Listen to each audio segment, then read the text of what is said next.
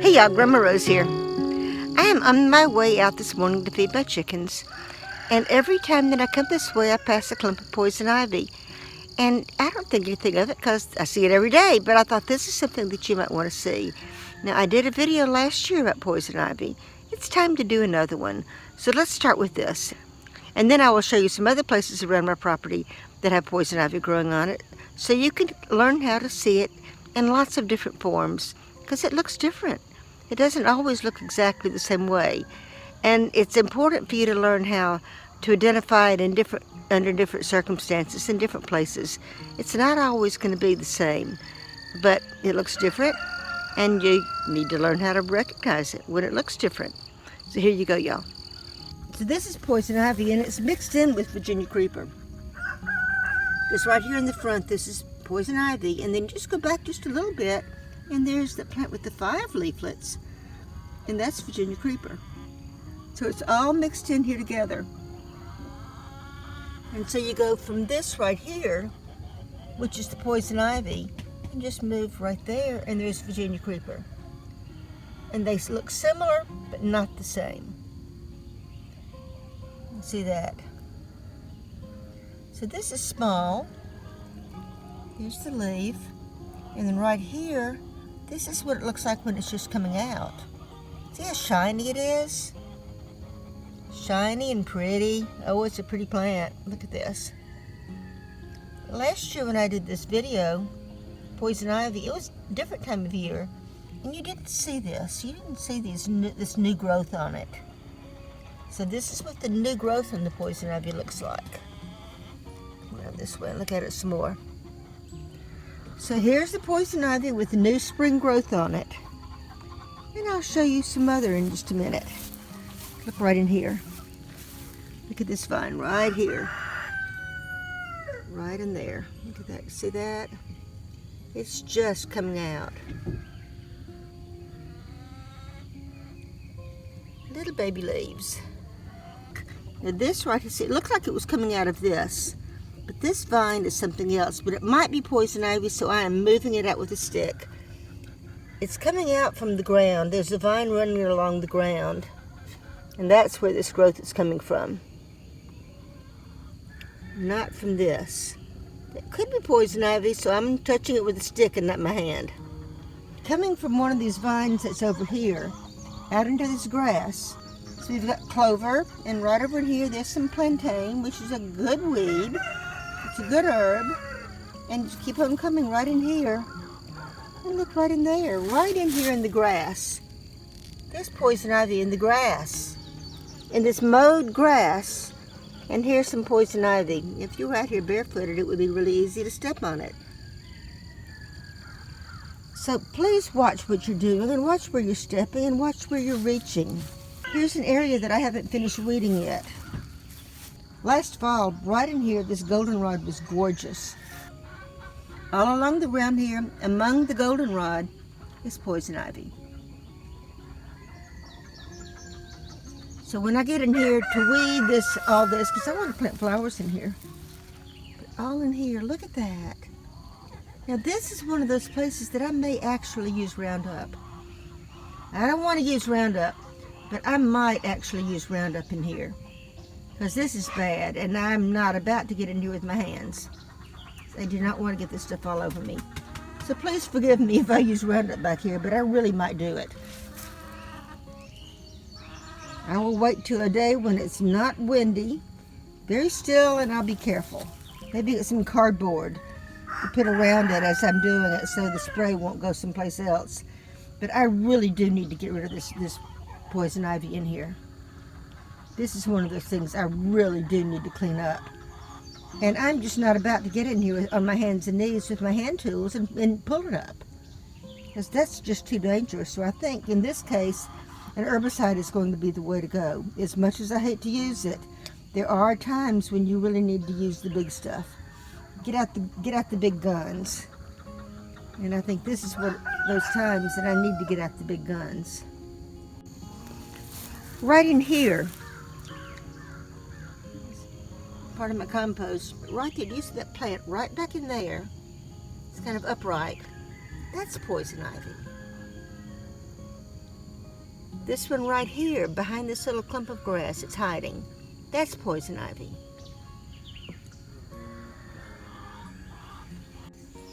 Now, I showed you the pretty shiny new leaves on the poison ivy.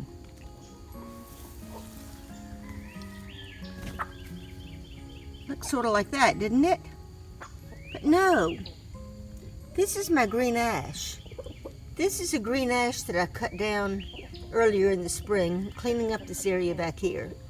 And this is the new growth coming out in the green ash, which has 5 leaflets instead of 3. But darn, they look similar, don't they? Right in here, new growth coming out in the green ash. You can easily see that opposite orientation on those leaves. That is not poison ivy. This is a tree that has opposite leaves, and poison ivy has alternate leaves. The leaves on poison ivy jump from one point to the next, and they're not opposite each other on the stem.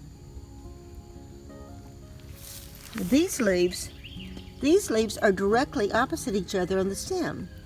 You see that? Very, very obvious here. So poison ivy doesn't grow like that. Now, right here is a little ash that I have cut down. See, I've cut the top out of it right there. But that's an excellent example. Do you see how the leaves, now each of these is a leaf. It's a compound leaf and has 5 leaflets. But do you see how these are growing exactly opposite each other? Here's another one that's been cut down. But you see how those are opposite each other? That's what opposite leaves look like.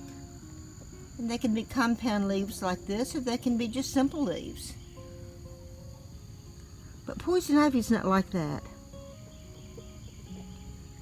Like right down here, right there, is some poison ivy.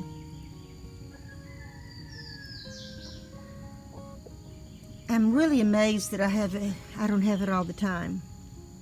But the reason I don't have it all the time is because I've learned to identify it. And I'm very, very, very careful where I put my hands. And when I reach into plants, I'm always careful. What is back there? Am I going to touch this? Because I've mentioned before, I am dreadfully allergic to poison ivy. And I don't want to have cortisone shots. I do not want to have a cortisone treatment. I don't like the way it makes me feel, and I don't want to have to take cortisone. And that's what happens if I get poison ivy, because I'm that allergic to it.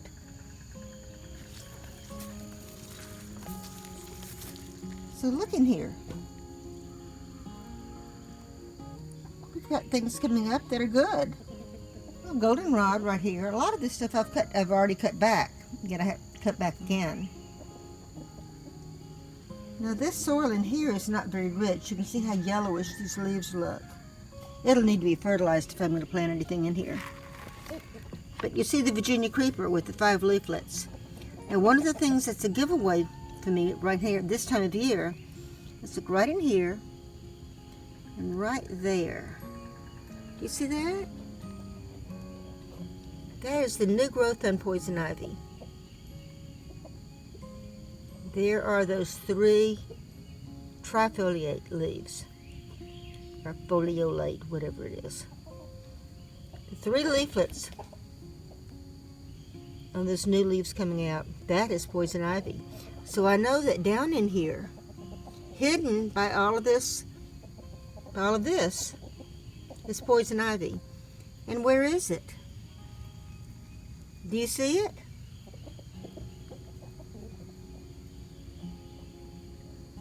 You have to look.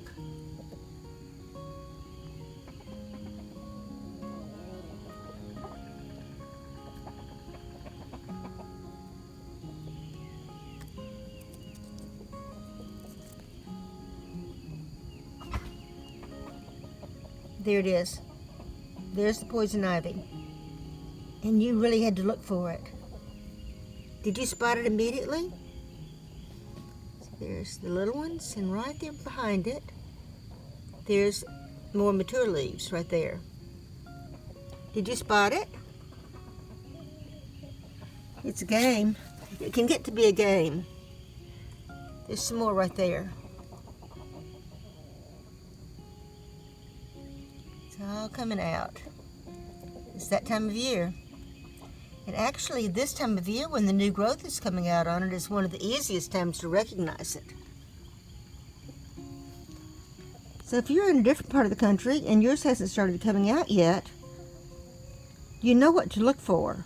And I hope you'll be able to recognize it when you see it. I don't want anybody getting this terrible rash all over them. It itches so badly. It's painful. Look right in here. Coming out from here, there it is, mixed in with the Virginia creeper again. But then again, coming out into the grass. It's a vine. It's a woody plant, it's a woody vine. And there it's going into the grass. So y'all take care. It's going to make your life a lot easier if you learn to identify this. Now here is another good example of poison ivy that's very mature. Down here, look down in here. See that? It's getting ready to flower. Right there. It's right in there. There's poison ivy climbing up in my arbor. See that? Right up there is smilax. Crawling over my arbor. But yeah, I need to be careful with this. I need to get this out of here. Poison ivy. If you look at this post over here in the distance, not in the far distance, but there's a post that is completely covered in the poison ivy and lots of flowers. Maybe the flowers have already opened, I can't tell. I'm going to come around behind and see that from the other side. Ooh, look at this. Look at this. Here's this privet right here. I just walked by this, but crawling out over here into this privet, it's hiding in here. That's poison ivy. Ooh, I need to take care of that. You see it? That's kind of scary. At least it's scary to me because I'm ridiculously allergic to it. Okay, come around it. I don't want to touch that stuff. Look at that. Poison ivy. Eggs. My eggs. I didn't collect eggs yesterday and I have this many today. So back over through here, through this privet. I'm going to come back over in here and show you the back side of that post that has the poison ivy growing on it.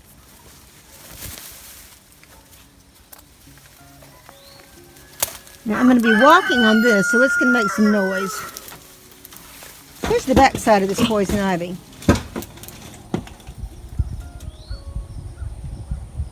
And look at this, right here at the top. That's not poison ivy. That's Virginia creeper. See that? But down in here, this part right here with the berries, you see that? And along the stems, that stem's getting pretty big. Flowers that haven't opened yet. And they'll be white. Here's some right here. There'll be white flowers followed by white berries.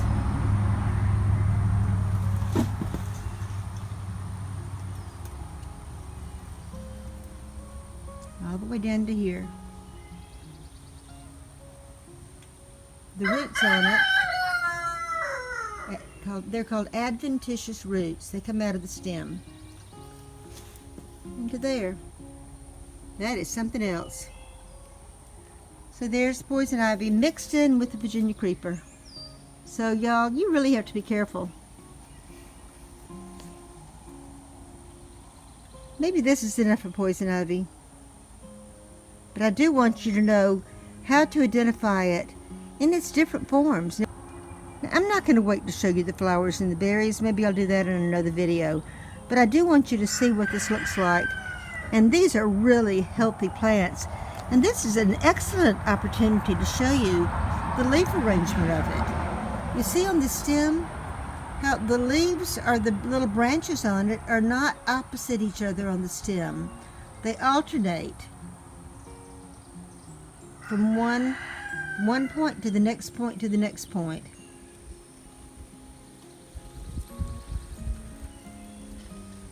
And you can see on the stem with the leaf that the leaves alternate on the stem. You can see that down in there. But there you go. This is poison ivy, and the genus name is Toxicodendron. You get the idea of that. Poison wood. Now this is something else I wanted to show you. Talking about the difference between alternate and opposite leaves. This little plant here is an ash seedling. That's a green ash. This will grow into a great big tall tree if I don't get it up. And right behind it is Virginia creeper. And right over here, in front of it right there, that is, some of that's poison ivy, and other is Virginia creeper. You just have to know what you're talking about. You have to have good eyes. Because right here is a poison ivy right there. And right behind it is Virginia creeper. And right in front of it is Virginia creeper. And then there's more of the poison ivy right there. You really need to train your eyes to know exactly what you're looking for. Because it's so easy to make a mistake, and a mistake that you're going to regret for several weeks. Because sometimes it'll take 2 weeks or more for the itch of poison ivy to go away. It's nasty stuff. Some people are not allergic to it. Or at least not allergic to it yet.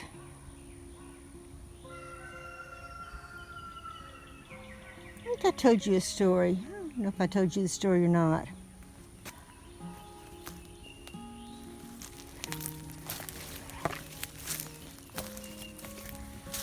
I may have told this story before. So there's another ash. Little ash. This tree is a little bit bigger. All the way up in here is that ash. I need to get rid of that, because that will be a great big tree, as big as an oak, if I don't take care of it. But let me tell you a story, and I may have already told it, and if I've already told it, then just forget it and turn this off and go on your merry way. I don't see any in here. This is all Virginia creeper right in here. But I took a class called Dendrology. Dendrology is the study of woody plants.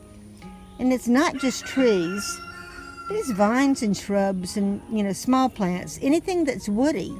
Poison ivy is a woody plant. Smilax is a woody plant. There are other vines that are woody, that when they mature, they have wood. Their stems are wood. Honeysuckle is an example of a woody plant. Grapes are vines that are woody plants. Okay, so we know what a woody plant is. It can be a tree, it can be a shrub, it can be a vine.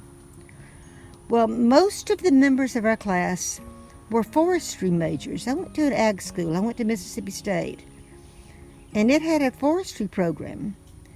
And in the spring, before the spring semester, before the forestry students left for what is called summer camp. Not exactly sure what happens at forestry summer camp. But the students took dendrology so they would have a heads up on being able to identify trees before they left for summer camp. But one of the things that the professor was always careful of was that they could understand, they could recognize poison ivy in any form it might have. Like that poison ivy growing right there on that fallen piece of a piece of the fence that fell down. And there's some more of it coming up right back there in that corner. Kind of big, right? A little bit big. Look at the size of those leaves. And that's poison ivy. And in the middle of these leaves right here, Virginia creeper, right? Do you see the poison ivy?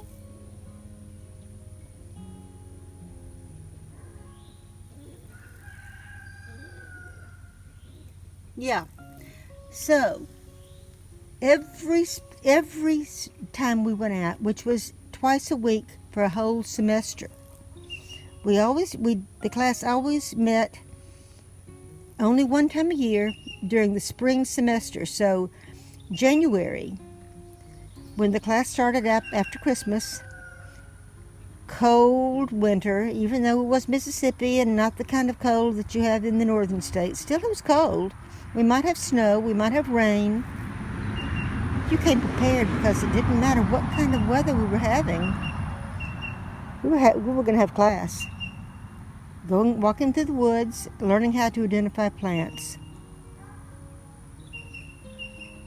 Privet.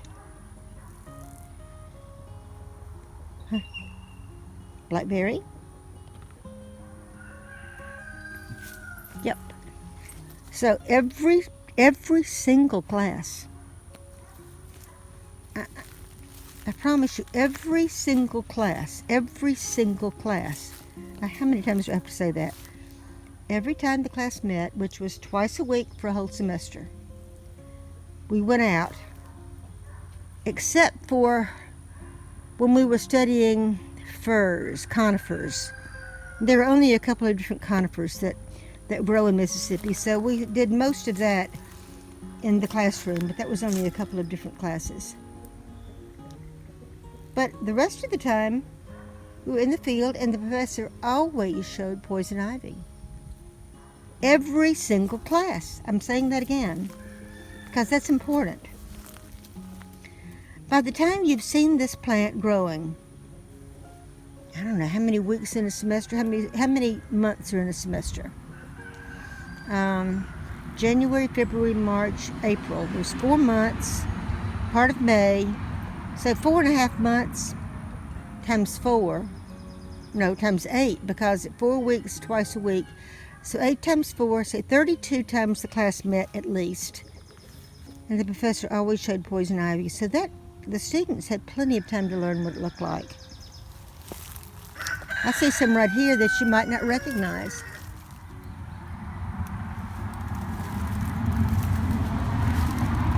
On this tree trunk, you see the tree right here? This is a pecan. Do you see the vine through there? Crawling up. Oh, there's a little lizard. Little lizard. And the lizard is on the plant that I want you to see. Do you see that vine that has all of the hairs? Adventitious. It's called adventitious hairs, growing all along the stem of this vine. That's poison ivy. That's what poison ivy looks like growing up a tree. Oh, where did it go? It's gone. I looked away for a second. All the way up there, all the way up in the tree is poison ivy. You don't want to put your hand on that. And you don't want to cut a tree down that has that on it and burn it, because then you'll breathe it, and that can be really bad for you. You don't want to breathe the vapor of poison ivy. Get that into your lungs, into your nasal passages and into your lungs. That would really not be good. Growing up into the tree. Poison ivy. So let me get on with the story. So we'll just talk about it while I'm standing here looking at this. In the middle of this, with another little green ash seedling, and Virginia creeper, and poison ivy, all in here. We'll talk about this student and talk about our final exam. Well, the final exam, well, let me tell you, let me back up just a minute. And you're going to get this, now that I'm backing up, you're going to see where this is going. There are trees that smell, have characteristic aromas, characteristic odors. If you crush the leaves, if you break the stem and you smell the bark, you smell the wood, can have a very characteristic odor. So now you know where I'm going. But anyway, the professor told us if you're not sure what something is, then smell it, because you might get a hint of what it is, or at least what it's not. So you think it might be something, and you smell it, and it doesn't smell like that. You know it's not that. Well, there's one silly student, one of these forestry majors, last class of the semester, At least 30 times we had been out in the woods identifying plants. Everything from going on field trips over into Alabama and identifying ginseng to down in the swamps and in the river bottoms seeing poison sumac. Every single class we saw poison ivy, and the kid didn't recognize it. He took a clump of these leaves that he didn't recognize, he crushed them in his hand, and he held them up to his nose, and he took a good whiff of it. Can you imagine? How could this kid expect to be a forester and have this be his career? And he did not recognize poison ivy after seeing it at least 30 times. Crazy. But every single one of us in the class gasped, groaned, because everybody else knew what it was. And I wonder if he got a hint when everybody else let him know that he had made a mistake. But yeah, you really need to be able to identify it because it's important, and you don't want to have to crush it. Have it all over your hands, all over your face, and in your nasal passages. Not a good thing. So y'all learn how to identify poison ivy. Only 15% of the people are not allergic to it. It means 85% of people are allergic to poison ivy. And do you want to take a chance that you're one of the 15%? And another thing about it is, this is one of those plants that you may begin your life immune to it. But this is one of those things that instead of developing an immunity over time, your immunity is whittled away over time. And where you may have been immune to poison ivy your entire life, one day you may get in there and start pulling it up and break out all over your body because you have become allergic to it. Your immunity has finally disappeared and you are now allergic to poison ivy. So be careful, y'all. Take care and see you next time.